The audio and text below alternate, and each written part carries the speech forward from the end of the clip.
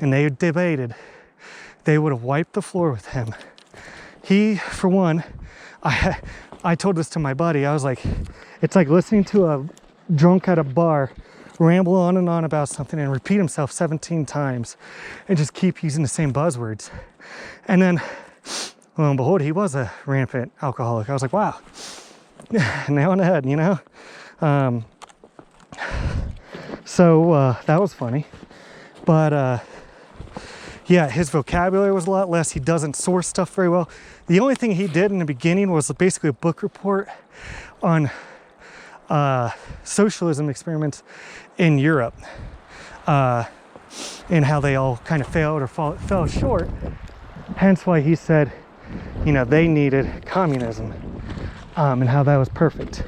And then, of course, how to draw upon differences between people groups to then make it easier to control them. And you see that a lot today. Yeah, intersectionality is exactly that. It's cultural Marxism, and they're drawing distinctions between everyone, so everyone feels like they're getting represented, but what they're really doing is breaking everyone up to points where they cannot cooperate between each other and then work for common causes.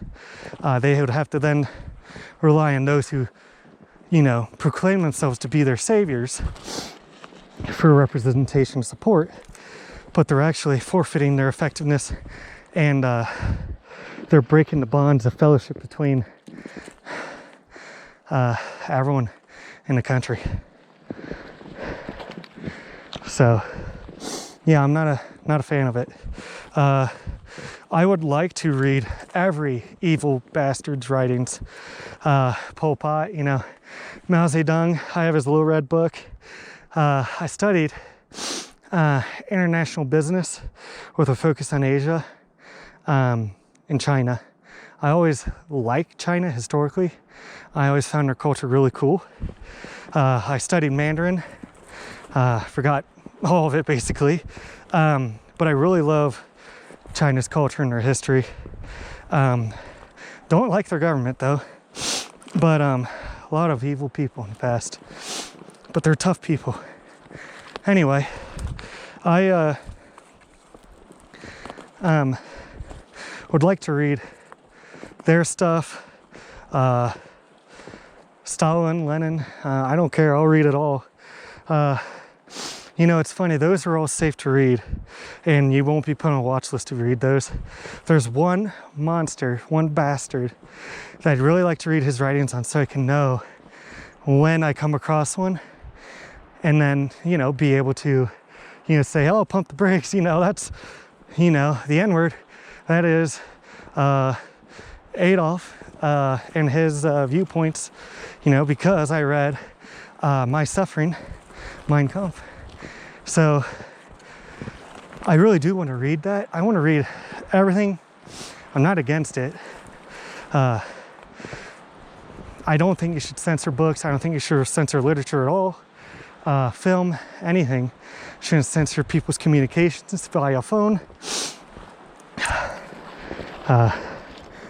We forfeited a lot of rights in my lifetime, and I'm only 30, because of global war on terror and everything else. And, you know, we were proud to do it. During the pandemic, we were proud to do it. And gets weaponized against us. That's why I'm such a big pro local government, pro-constitution guy.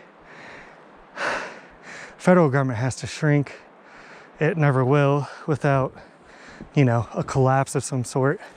But if I could wave my wand, I would do that. Let all the power go back to localities, then state, then to the federal. But it's just the opposite. And that's what makes it so dangerous. I read, what was it?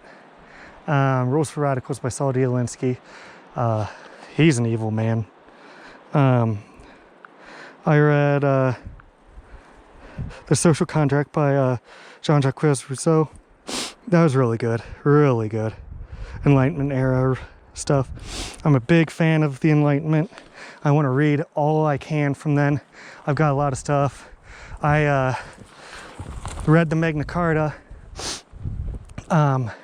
You know, the big takeaway from that was property rights and restriction of government, but they had a roundabout way to where they still got what they wanted. It was that the king was not allowed to directly tax his people and basically screw them over, because that was why they had basically a civil war, was over overreach. So they made the Magna Carta, which was great for setting a trajectory, a path for modern, not modern, but Enlightenment era Western government. It was made in 1192. You know, a couple hundred years later, you had Enlightenment, and then you eventually had, you know, our foundation as a country and everything else. But it was a constitution, and it gave property rights to the people, which was huge. Gave like inheritance laws and stuff like that. And it was supposed to be king and his people couldn't like tax the living crap out of their people, because then people get fed up and rise up. I don't know where I am. So what wound up happening is they said, okay, we won't do that anymore. But the Jews, European Jews, literally, in the Magna Carta it talks about them. They said, we will, okay, so I need to go that way, I guess. We will have them be allowed to be bankers and tax collectors. And they're the only people we're allowed to tax directly. And no one else is allowed to tax them, only the king. What that wound up doing is it's the king's roundabout way of essentially doing like a, those cash and go places. It's kind of the way I would call it. And they, basically, the king would tax the living crap out of them, but gave them the right to be bankers and stuff like that. And so they would lend money out to the people, and then they would charge, you know, interest and everything else to the people. And that was the king's way of circumventing that. And so you see, government isn't your friend. Even though, you know, Magna Carta did help put us on a path towards our Constitution, it was obviously flawed. And also I see how it became such a stepping stone for like a Eurocentric, anti-Semitic future. Where then, you know, the idea of like a greedy Jew comes about. It's because they're, in England, the only ones really allowed to be bankers and stuff, because they weren't allowed to do very many other jobs. So they were kind of forced to do that.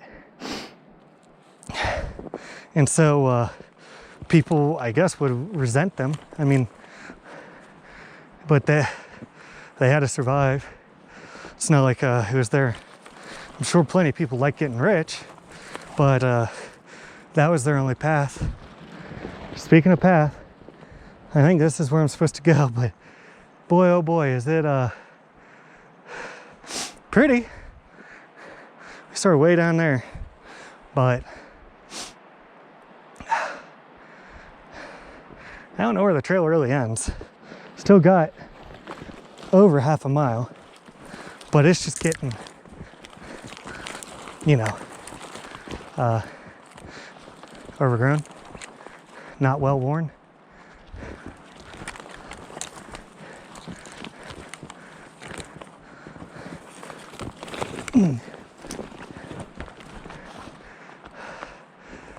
Whew. Check the phone.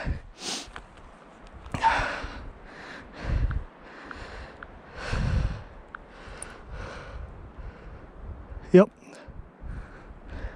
Basically just walking up the creek bed now, huh? Nice thing about being snowy, just follow my footprints. So, anyway,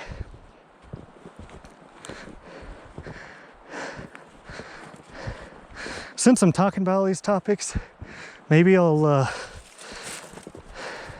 I mean, honestly, I don't know if there's anyone who's actually going to watch this entire thing. You know, the entire unedited, long 2.5 hour video or whatever. But if so, thank you very much. You're awesome. But I am thinking, like these topics and stuff, I might just take them out as like little clips, things to talk about. That is pretty, guys. The stone. Oh,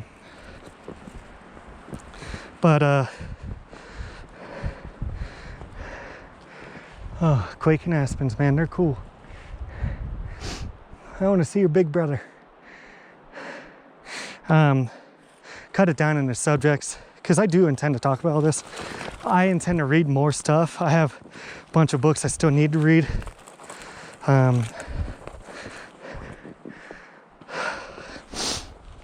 Yeah.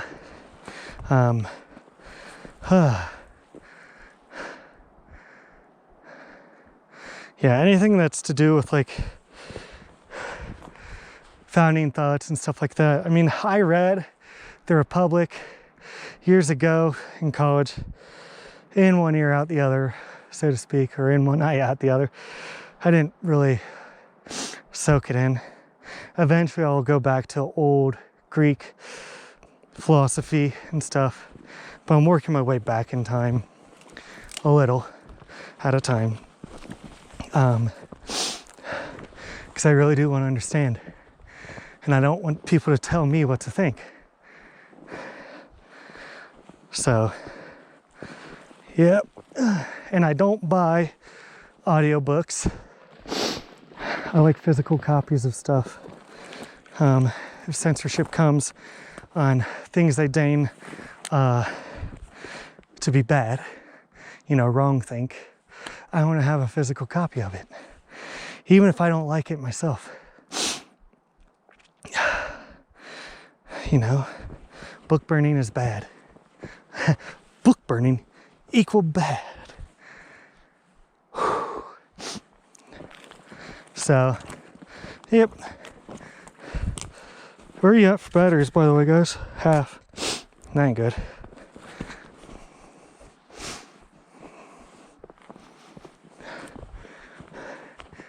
Oh, look at that blue sky over those mountains. Frickin' pretty, huh?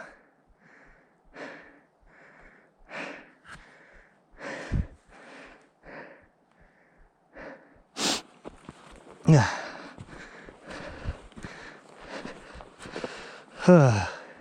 Well, on my way back down, I'm gonna turn on music. Obviously, YouTube hates music, and it'll copy strike the crap out of you. So, no music, unless I can find some like copyright-free stuff that we're allowed to use, and I put it over. You know, I'd be okay with that. But for right now, I'm not playing it. Put my way down when the camera's turned off. Yeah, I'll listen to my Pandora, my Spotify.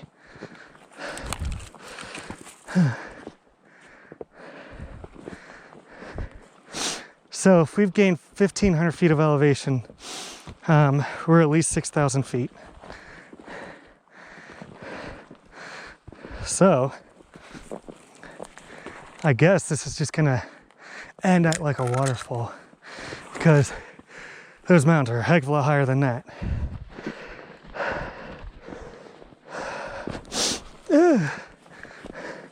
More Dippin' Dots, guys.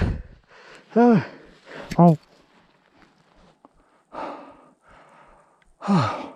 Oh, sorry.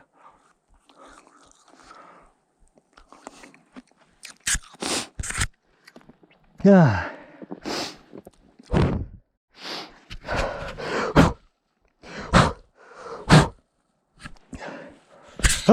Oh.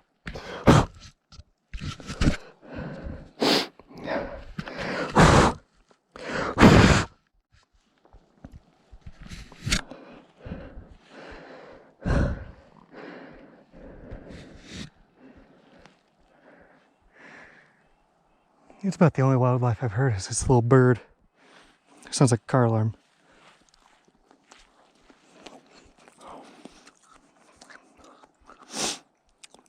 Yeah. Huh. Oh, cold.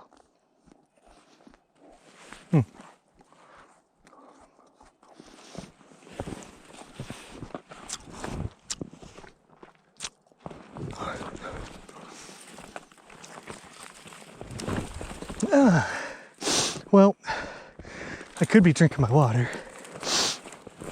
I also don't want to pee on camera. So I'll probably pee at the end when I turn you guys off or you die, whichever comes first. And then, yeah, but I could be drinking my water.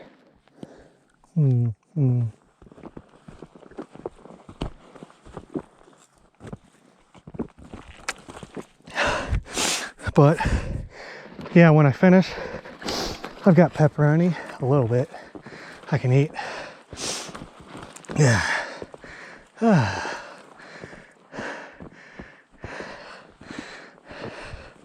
So, yeah, my fiance really isn't a camper. Sucks. This is the best place in the world, really, to camp, because there's so many great states close by. Yeah, it's really overgrown now, or over used. There's too many people. But anyway, so what we'll probably do is glamp. So for like 25 bucks on KSL, which is like their version of Craigslist out here, I bought a 5-person tent that was used once.